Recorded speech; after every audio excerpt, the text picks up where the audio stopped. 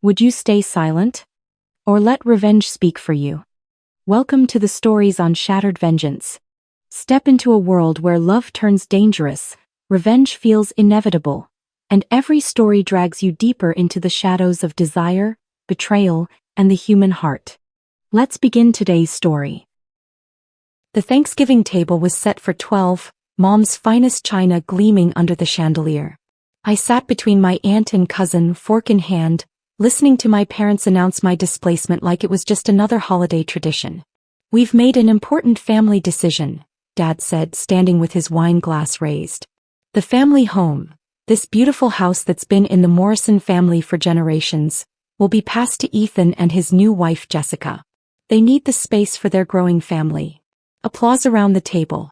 My golden child brother Ethan smiled modestly while Jessica squeezed his hand, her eyes already calculating which rooms to redecorate. "It's time," Mom added, dabbing at her eyes theatrically. "Time for the next generation to build their legacy here. We'll be moving to the condo in Florida, and Natalie." She turned to me with practiced sympathy. "Well, sweetheart, you'll need to find your own place. But you're 31 now. Time to build something for yourself instead of living in the family home." Living in the family home. I'd purchased this house 3 years ago for $740,000, cash, using profits from my commercial real estate investment firm. But they thought it belonged to them. "When's the transfer happening?" Uncle Greg asked. "We're signing papers next week," Dad said. "Our realtor has everything prepared. Ethan and Jessica move in January 1st. Gives Natalie 2 months to find an apartment." I pulled out my phone, texting my real estate attorney. "They just announced they're giving my house to my brother. I need the full legal team." "No. David, we've been preparing for this. How public do you want the intervention?" "Me very. Maximum witnesses." I'd seen this coming for months. The subtle comments about Ethan, deserving the family legacy. The not-so-subtle hints that I should think about my future elsewhere. The realtor consultations they'd held in my living room without asking. They'd been planning to steal my house, wrap it up as family tradition, and expect me to thank them for the displacement. "Natalie, aren't you going to say anything?" Jessica asked, her voice dripping with false concern. "I know this must be hard leaving the family home, but Ethan and I will take such good care of it." "I'm sure you would," I said calmly. "If it were actually the family home." Dad frowned. "What's that supposed to mean?" "It means this house hasn't been in the Morrison family for generations. Grandpa sold it in 2019. I bought it in 2021. From a family called the Hendersons. The deed is in my name. Fully. I own this house." The table went silent. "That's ridiculous," Mom said with a forced laugh. "Your father and I have lived here for 35 years. This is the Morrison family home. You're just staying here temporarily." "I'm not staying here. I own here. I purchased this property 3 years ago for $740,000. You've been living here as my guests rent-free because I thought you understood it was my house. You never said you owned it." Dad's voice rose. "I showed you the closing documents. I told you I bought the house. You said, 'That's nice, dear,' and kept talking about family legacy. I assumed you understood. Apparently you didn't want to." Ethan was staring at me like I'd grown a second head. "Nat, if you really own this house, why didn't you correct us when we started planning the transfer?" "Because I wanted to see how far you'd go. Turns out all the way to real estate fraud." "We're not committing fraud." Mom snapped. "We're passing the family home to the next generation. You're attempting to transfer property you don't own. That's literally fraud." I pulled up documents on my phone. "The deed is public record. Would you like to see it?" I forwarded the county deed to everyone at the table. Phones buzzed. Faces changed. Uncle Greg whistled low. "Well shit," he said. "Patricia, Robert, she does own it. Purchased October 2021, $740,000, mortgage-free. Current owner, Natalie and Morrison. But we live here," Dad said weakly. "As my guests. Which I'm starting to regret, given that you're trying to evict me from my own property." Jessica was reading something on her phone, her perfect smile cracking. "The realtor you've been working with, Linda Chin from Premier Properties? She emailed me yesterday about signing transfer documents next week. But if Natalie owns the house, then Linda is facilitating real estate fraud." I finished. Which is why my attorney is currently filing a complaint with the state real estate board. She could lose her license. Your attorney? Mom's voice climbed an octave. The doorbell rang. That would be him now, I said, standing. Excuse me.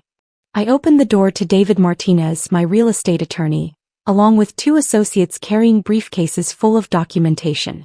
Ms. Morrison, David said formally, loud enough for the dining room to hear. We have the cease and desist orders, the fraud complaints, and the eviction notices you requested. Eviction notices? I heard Dad sputter from the dining room. I led David and his team to the table. Everyone, this is David Martinez, my real estate attorney. David, my family. The ones trying to steal my house. Good evening, David said pleasantly. He began distributing documents. Robert and Patricia Morrison, you're being served with formal notice. You have been residing in property owned by your daughter without a rental agreement or lease. As of this moment, you are being given 60 days to vacate the premises. You're evicting us? Mom's face went white. From the family home? From Ms. Morrison's private property, yes.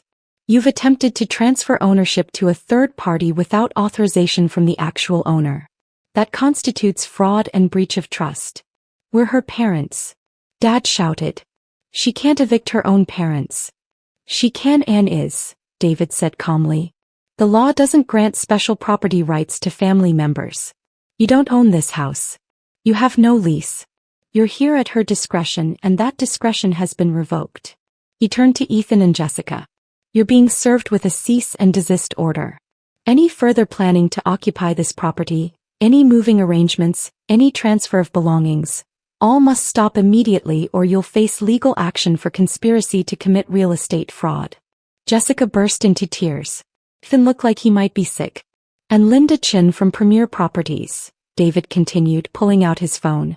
I've forwarded her the property records showing Ms. Morrison as sole owner. She's been knowingly facilitating an illegal transfer. The state real estate board will be investigating. She's looking at minimum license suspension, possibly permanent revocation. This is insane, Ethan said. Natalie, you're destroying the family over a house? You tried to steal my house. I'm protecting my property. There's a difference. We weren't stealing. Mom was crying now. We were giving it to the next generation. To Ethan and his family. Like families do.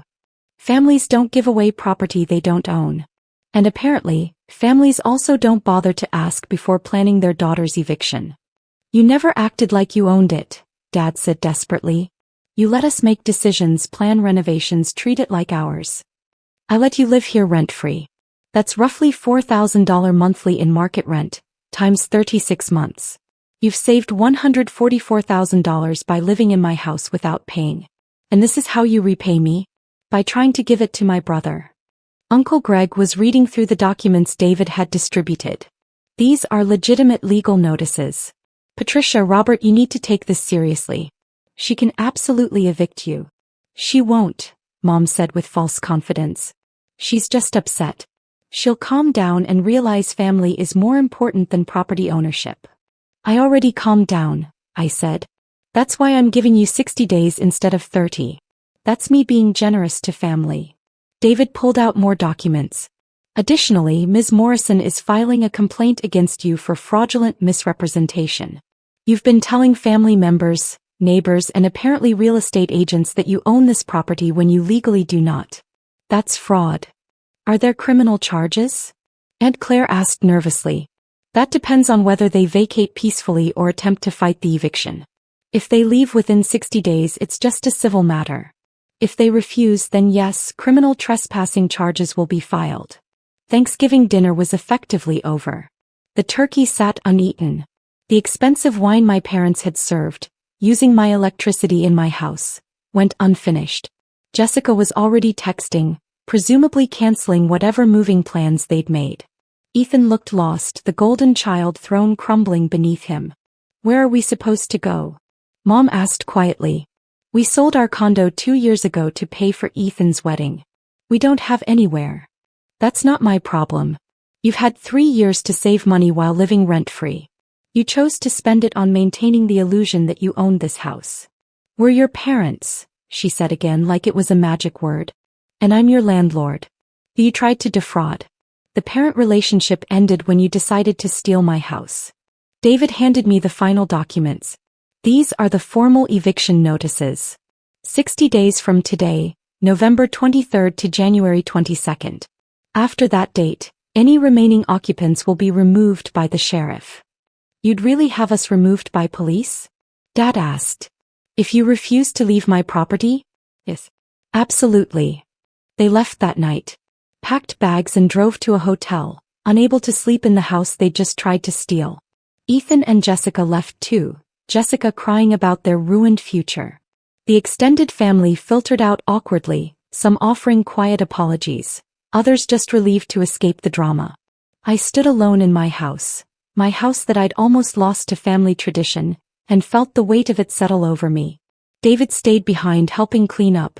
That went about as expected. They really thought they could do it. Just announce they were taking my house and I'd go along with it. Family dynamics and property law rarely mix well. For what it's worth, you handled it correctly. Firmly but correctly. The next 60 days were brutal. My parents hired an attorney who tried to argue they had implied ownership through years of residence. The argument was laughed out of court. Linda Chin, the realtor, lost her license after the real estate board investigation confirmed she'd knowingly attempted to facilitate an illegal property transfer. Ethan and Jessica's marriage imploded under the stress. Turns out their relationship was built largely on the promise of a free house they'd never actually been entitled to. My parents moved to a small apartment in a cheaper part of town. Dad sent angry emails about ungrateful daughters. Mom sent guilt-trip texts about destroying the family. I responded to none of it.